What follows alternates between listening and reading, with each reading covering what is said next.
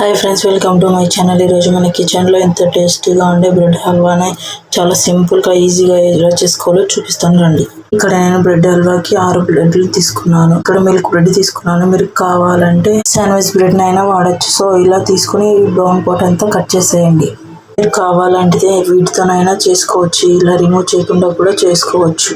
కానీ దీనిని తీసేస్తే టేస్ట్ అనేది చాలా బాగా వస్తుంది. సో ఇలా చుట్టూ బ్రౌన్ పార్ట్ అంతా రిమూవ్ చేసేసాక వీటిని 4 భాగాలుగా కట్ చేసుకుందాం. మీరు కావాలంటే వీటిని 2 భాగాలుగా కట్ చేసుకొని ఫ్రై చేసుకోవచ్చు. కాకపోతే ఇక్కడ నేను 4 భాగాలుగా కట్ చేసి మీకు చూపిస్తున్నాను.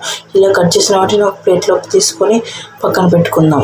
మరో పక్కన స్టవ్ ఆన్ చేసుకొని స్టవ్ పైన ప్యాన్ పెట్టుకొని ఇందులోకి 2 టేబుల్ స్పూన్తో నెయ్యి వేసుకొని మీకు డ్రై ఫ్రూట్స్ ఏవి నచ్చుతాయో అవి వేసుకొని ఫ్రై చేసుకోండి. ఇక్కడ నేను బాదు కాజు మాత్రమే వేస్తున్నాను, మీరు ఏమైనా వేసుకోవచ్చు. ఇక్కడ బాగా ఫ్రై చేసుకొని మరొక ప్లేట్లో ఫ్రై చేసుకోండి. ఇవి బాగా ఫ్రై అయ్యాక ఇలా వేడి పక్కన పెట్టుకోండి. ఇందులోకి మరి కొద్దిగా ఆయిల్ వేసుకొని ఆయిల్ కొంచెం హీట్ అయ్యాక ఇందులోకి ఇందాక మనం కట్ చేసి పెట్టుకున్న బ్రెడ్ ముక్కల్ని ఇందులో వేస్తూ ఫ్రై చేసుకోండి. ఇక్కడ మీరు ఆయిల్ ఎక్కువ వేసుకున్నారంటే ఆయిల్ అనేది బ్రెడ్ అనేది పీల్చుకుని వస్తుంది. అందుకోసమని ఇక్కడ ఆయిల్ ఎక్కువ వేయకుండా నేను తగినంత వేసుకొని ఇలా టర్న్ చేస్తూ ఫ్రై చేసుకోండి. బాగా ఇవి గోల్డెన్ కలర్ వచ్చేంత వరకు ఫ్రై చేసుకోండి. మన ఛానల్ చాలా మంది చూస్తున్నారని సబ్స్క్రైబ్ చేసుకోవడం లేదు ఫ్రెండ్స్, మన ఛానల్ సబ్స్క్రైబ్ చేసుకోండి. మరెన్నో వీడియోల కోసం మన ఛానల్ సబ్స్క్రైబ్ చేసుకోండి. ఈ బ్రెడ్ అనేది చాలా త్వరగా ఫ్రై అవుతుంది, అలాగే ఆయిల్ కూడా తొందరగా పీల్చేసుకుంటుంది. ఇలా మీరు మెల్లిమెల్లిగా స్టవ్ మీడియంలోనో హైలోనో పెట్టుకుంటూ ఇలా టర్న్ చేసుకుంటూ గోల్డెన్ కలర్ వచ్చేంత వరకు ఇలా ఉల్టా సీదా చేసుకుంటూ బాగా ఫ్రై చేసుకోండి. అప్పుడైతే మనకి బాగా పర్ఫెక్ట్గా వస్తాయి. చూసారా, ఇలా ఫ్రై చేసిన వాటిని ఒక్కొక్కటికి ప్లేట్లోకి తీసుకొని ఇలా పక్కన పెట్టుకుందాం. మరొక పక్కన ప్యాన్ పెట్టుకొని 1 కప్పు షుగర్ను వేసుకొని 1.5 కప్పు వాటర్ను వేసుకొని ఇది బాగా చక్కెర అంతా కరిగిపోయేంత వరకు బాగా ఫ్రై చేసుకోండి. ఇది మనకు తీగ పాకం రావాల్సిన అవసరం ఏమీ లేదండి.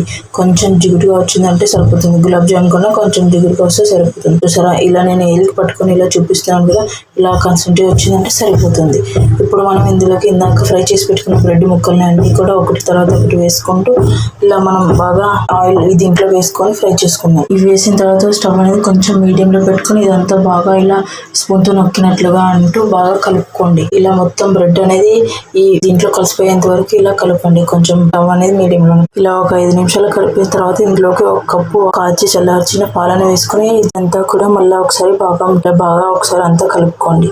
ఈ బ్రెడ్ హల్వా చేయడం చాలా సింపుల్ అండి, ఎంతో కష్టంగా అనుకుంటుంటారు. ఇలా కలిపిన తర్వాత మొత్తం అంతా బాగా ఇలా మిల్క్ వేసిన తర్వాత ఒక 5 to 6 మినిట్ ఇలా కలుపుకున్నామంటే లోకి మీరు కొంచెం యాలకుల పొడి అయినా యూజ్ చేయొచ్చు. ఇక్కడ నేనైతే యాలకుల పొడి వేయటం లేదు. మనం ఫ్రై చేసి పెట్టుకున్న డ్రై ఫ్రూట్స్ ఇందులో వేసి కలుపుకోండి. అంతే, ఎంతో రుచిగా ఉండే బ్రెడ్ హల్వా తయారైపోయింది. ఇలా మనం స్వీట్ తినాలనిపించినప్పుడైనా లేదా ఫెస్టివల్ టైంలోనైనా ఇలా ఈజీగా చేసుకోవచ్చు ఫ్రెండ్స్.